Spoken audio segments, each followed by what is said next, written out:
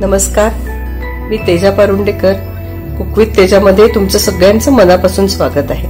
अगदी बेसिक पासून भारतीय परंपरागत देश विदेशच्या अशा सगळ्या तिखटा मिठाच्या गोडाधोडाच्या डिश आपण इथे बघतो.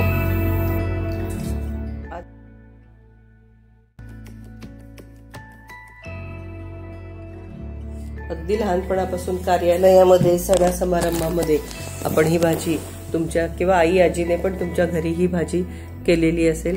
नंतर होळीच्या दिवशी पुरणपोळी बरोबर किंवा येणाऱ्या आता गुढीपाडव्याला आपण श्रीखंड पुरी बरोबर किंवा आमरसा बरोबर पुरी आणि पोळी बरोबर ही भाजी खूप छान लागते. तसंच त्याला पोळीला जर आपण सॉस आणि हिरवी चटणी वगैरे लावली तर फ्रँकी रॅप आणि रोल्स करून मुलांच्या डब्यामध्ये पण द्यायला ही भाजी खूप छान होते. आणि डोश्याबरोबर पण आपण ही भाजी खाऊ शकतो.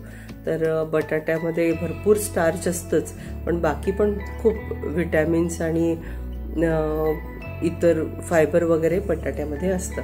तर आपण आता ही भाजी सुरू करूयात. कशी करायची ती मी सांगते.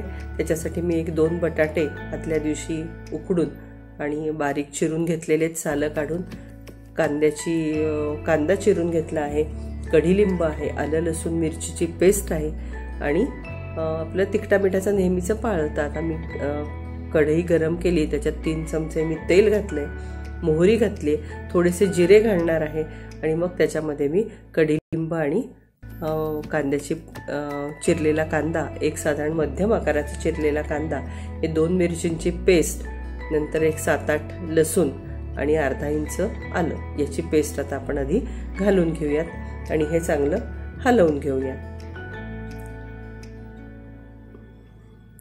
खूप सोपी, अगदी 2-5 मिनिटात होतात. आपल्या जर फ्रीजमध्ये आज आपण उकडून बटाटे ठेवले असते तर ते फारच छान होतात. आता मी त्याच्यात हळद घालते आणि हिंग घालते.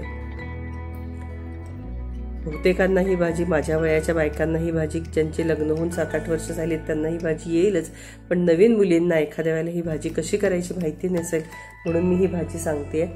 उकडलेल्या बटाटे जर आपले खूप मोकळे असतील तर त्याच्यात थोडंसं पाणी घालून मग ही भाजी केली की त्याला सगळा मसाला छान चिकटून राहतो. आणि जर गरम बटाटे आपण उकडल्यावर सोलून लगेच चिरले तर ते इतके मोकळे होत नाहीत, त्याचा थोडासा गचका होतो. तर आपल्याला भाजी कुठल्या पद्धतीची पाहिजेत त्याच्यावर आपण बटाटे गार करून चिरायचे का गरम असताना चिरायचे ते आपण ठरवू शकतो. आता मी छान ही भाजी सगळी आता छान आपण हलवून घेतलेली आहे. त्याच्यात आता मीठ घालूयात, थोडीशी साखर घालूयात चवीनुसार. अर्धा चमचा मी फक्त त्याच्यात साखर घालते आहे. जर सणाला तुम्हाला कांदा लसूण चालत नसेल तर कांदा लसूण न घालता नुसतं आलं, मिरची, भरपूर कढीलिंबाची पानं आणि कोथिंबीर अशी मिक्सरमधनं काढायची, मग त्याच्यात घालायची. ती पण भाजी, तशी पण भाजी खूप छान होते. आता परत मी थोडंसं पाणी घालते म्हणजे ही भाजी मिळून येईल आणि त्याच्यावर झाकण ठेवलं की ती आतून छान शिजेल आणि सगळा मसाला त्याला खूप छान चिकटेल त्या बटाट्याला. म्हणून आता आपण त्याच्यात थोडंसं पाणी घातलेलं आहे. आता आपण त्याच्यावर झाकण ठेवूयात आणि 1-2-3 मिनिटांनी ते झाकण काढून बघूयात. ठीक आहे. ही भाजी तुम्हाला आवडली तर तुम्ही मला सांगा बरं का कॉमेंट बॉक्समध्ये. तुम्ही मी केलेले जे पदार्थ आहेत ते तुम्हाला आवडतच असतील आणि आवडत असले तर नक्की तुम्ही मला सांगा. मला खूप हुरूप येईल आणि मला छान वाटेल. दुसरं असं की कोथिंबीर घातली बरं का मी.